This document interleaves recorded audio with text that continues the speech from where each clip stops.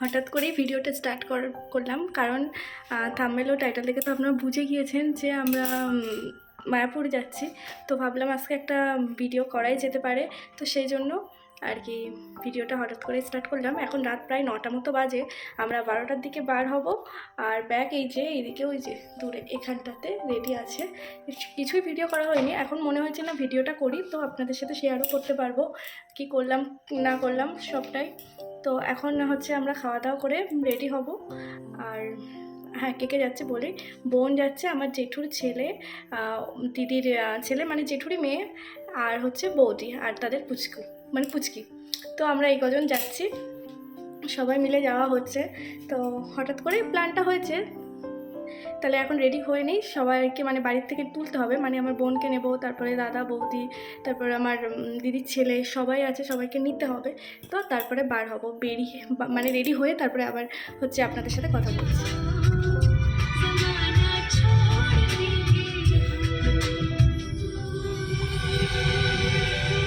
এখন বোনকে বাড়ি থেকে নিতে এসেছিলাম, বোনও রেডি, আর এখন আমরা মায়াপুরের উদ্দেশ্যে রওনা দেব। সেদিন না রাতে প্রচণ্ড ঠান্ডা পড়েছিল। ঠান্ডার কারণটা হচ্ছে আগের দিন তো বৃষ্টি হয়েছিল, তারপরে প্রচণ্ড ঠান্ডা। আর এখন কিন্তু 4টে বাজে, আর এই সময়ের ভিডিওটা এখন সকাল 6টা বেজে গিয়েছে। আর এখন আমরা ইসকনের সামনেই দাঁড়িয়ে আছি। ভোরবেলা যে আরতি সেটা দেখে হোটেলে এসেছি, এসে তখন আমরা একটু মানে রেস্ট নিয়েছিলাম। এখন 8:30টার দিকে রেডি হয়ে এখন বার হব নবদ্বীপ যাওয়ার উদ্দেশ্যে। এই যে আমাদের পরি, আর এটা আমার দাদার মেয়ে। আর এই যে আমরা এখন বেরিয়ে পড়েছি নবদ্বীপ যাওয়ার জন্য। যেতে যেতে মানে ওই ঘাটে যেতে যেতে যে কটা মন্দির পড়েছিল সেগুলোই আর কি আপনাদের সাথে একটু শেয়ার করছিলাম। আর আমার না প্রচণ্ড ঠান্ডা লেগেছে, ওই যে বললাম ঠান্ডা পড়েছে, আবার হুট করে দিনের বেলা প্রচণ্ড গরম। এই ঠান্ডা গরম ওয়েদারে আমার ঠান্ডাটা লেগে গিয়েছে, কথাটা নাকে উঠে যাচ্ছে। অনেক দিন ধরেই ঠান্ডাটা লেগেছে, মানে ওই মায়াপুরে গিয়েছিলাম 4-5 দিন মতো হলো। তো এখন আমি ভিডিওটা এডিট করতে বসলাম, কারণ গলাটা একটু ঠিক আছে। এখন আমরা লঞ্চে করে যাচ্ছি নবদ্বীপ। আর এই যেতে যেতে গঙ্গা যমুনার যে মিলন স্থল, এটা তো অপূর্ব, এটা আপনাদের সাথে না শেয়ার করে আর থাকতে পারলাম না, তো ওই জন্য একটু ভিডিও করে নিলাম। কি অপূর্ব লাগছে, একদিকের জল পুরো স্বচ্ছ আর একদিকের জল ঘোলা, মানে এত অপূর্ব লাগছে না। আর ওই দূর থেকে ইসকন মন্দিরও দেখা যাচ্ছে, হয়তো এই ভিডিও দেখা যাচ্ছে না, কিন্তু ফোনে আর চোখে দেখার মধ্যে তো তফাৎ আছে। দিনের মায়াপুর ট্রিপে আমরা কিন্তু দারুণ মজা করেছি, আর সমস্ত মন্দির নবদ্বীপ মায়াপুর সবটাই দেখে নিয়েছি। আর একদিন থাকলে ভালোই হতো, শরীরের কষ্টটা অতটাও হতো না, বাট সবারই তো কাজের প্রেশার থাকে, তো সেই কারণে চলে আসতে হলো। আর এই যে সেই জায়গাটা, যাই হোক, স্বচ্ছ জলটা পার করে এখন আমরা ঘোলা যে জলটা ওই দিকটায় এলাম। আর তার সামনে একটা লোক যেটা করলো সেটাকে আর কিছু বলার নেই। আর ওই যে মায়াপুরের ইসকন মন্দিরটা দেখা যাচ্ছে, হ্যাঁ ওই রকম লোক আমাদের আশেপাশে প্রচুর ভর্তি, যে ওনারা ভালো জিনিসটা দেখতে পায় না। ওসব কথা বাদ দিয়ে এখন আমরা এসেছি গুপ্ত বৃন্দাবন।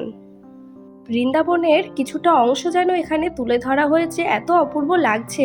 আমি অনেক বছর আগে এসেছিলাম, 2018-তে একবার এসেছিলাম, আর এখন 2026 তো এসেছি, তো অনেকটাই পরিবর্তন হয়েছে। তারপর কিছুটা মন্দির দেখার পরে আমরা এসেছি একটু সকালের ব্রেকফাস্ট করতে। এখানে সকালের ব্রেকফাস্টে তো সবজি পুরি খেয়ে নেওয়ার পরে এখন আমরা মানে ওখানকার ফেমাস যে দই ওগুলোকে ট্রাই করলাম, বেশ ভালোই লাগলো, টক দইটা বেশি ভালো লেগেছে। তো যাই হোক, আরও কিছুটা মন্দির এখন আমরা এখানে এক্সপ্লোর করছি। একটা দোকানে দেখি এতগুলো গোপাল আর রাধা মাধব ভর্তি, দেখে তো মানে আর কি ভিডিও না করে থাকতে পারলাম না। নিতে তো পারছি না, কারণ নিলে তো হয় না, অনেক একটা বাচ্চার মতো তাদেরকে খেয়াল রাখতে হয়। তো সেইটা যখন করতে পারবো অবশ্যই আমার খুবই ইচ্ছা আছে নেওয়ার। তো যাই হোক, এখন আমরা যে সব থেকে বড় শ্রী চৈতন্য মহাপ্রভুর যে স্ট্যাচু ওটা দেখা হয়ে গিয়েছে, গিয়ে আর একটা জায়গায় এলাম। এখানে এত সুন্দর লাগছে না, এখানে এই গোপালটা, তারপর প্রত্যেকটা মানে ঠাকুর, এখানে যে জগন্নাথ ঠাকুরটা আছে, তো এত অপূর্ব লাগছে, চোখটা একদমই সরানো যাচ্ছে না। আর তারপরে ওই যে মন্দিরগুলো দেখে আসার পরে এখন শ্রী চৈতন্য মহাপ্রভুর যে আসল যে জায়গাটা, সেসব জায়গায় আর কি এক্সপ্লোর করে নিলাম। এখন এসেছি, মানে আমরা তো বাড়ি থেকে গোপী ড্রেস নিয়েই এসেছিলাম, মা বৃন্দাবনে গিয়েছিল তো তখন তো ছিল, সেগুলো নিয়েছিলাম।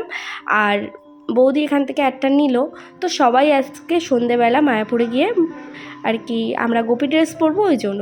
আর এখানে এসেছি হরিণগুলোকে, মানে আমরা একটু নিজের হাতে খাওয়াচ্ছিলাম।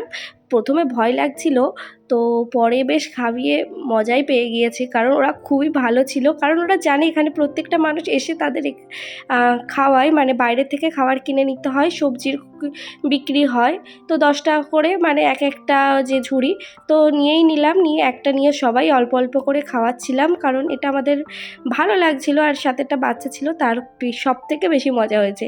যেতে যেতে এই কিউটসা একটা বাবা ভোলেনাথকে দেখতে পেলাম।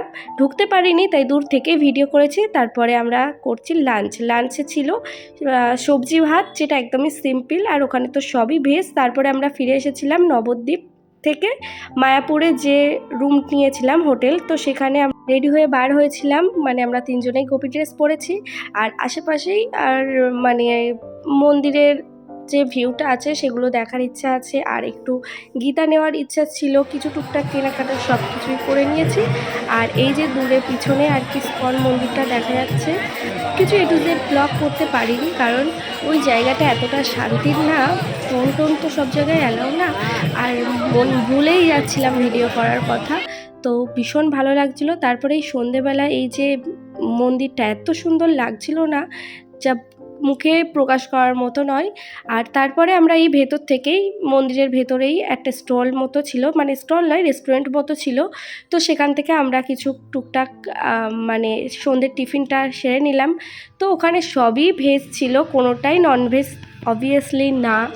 তো এখন আমরা সব কিছু ঘোরা হয়ে যাওয়ার পরে এখন যাচ্ছি গদা ভবনে, এই যে মেন মহাপ্রসাদ সেটা আর কি খাওয়ার জন্য। কারণ 9টার মধ্যে সব ক্লোজ হয়ে যাবে, সেই কারণে আমরা 9:30টার মধ্যে রুমেও চলে এসেছিলাম। তারপরে আর কি 1.5 ঘন্টা মতো রেস্ট নিয়ে 11টার দিকে আমরা রওনা দিয়েছিলাম বাড়ির উদ্দেশ্যে।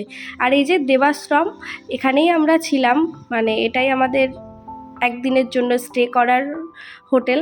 তো এখান থেকে আমরা এখন বাড়ির দিকে রওনা দেব। আমার প্রচণ্ড গলা ব্যথা, জ্বর, আমি ওষুধ খেয়ে এখন বাড়ির দিকে রওনা দিচ্ছি শরীর খারাপ নিয়ে। চলুন তাহলে ভিডিওটা এখানেই শেষ করলাম। টাটা, ভালো থাকবেন।